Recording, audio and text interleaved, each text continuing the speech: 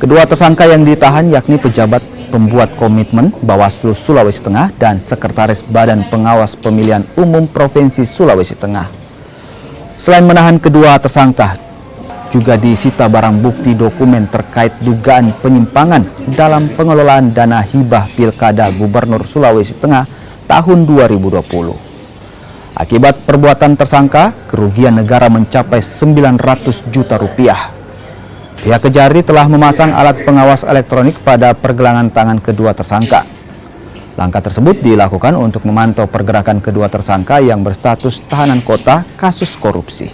Sangat menghormati proses hukum, baik di penyidikan maupun tahap 2, kita ikuti semua prosesnya sampai di persidangan.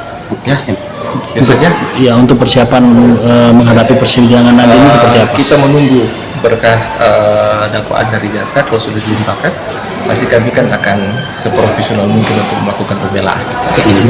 Telah diserahkan penyerahan tahap 2 dari penyidik Kejaksaan Tinggi Sulawesi Tengah kepada Kejaksaan Negeri Palu dalam kasus dugaan tindak pidana korupsi pada Bawaslu dengan tersangka terdakwa inisial AS selaku Sekretaris Satu KPA dan SL selaku PTK dengan kerugian negara kurang lebih 900 juta.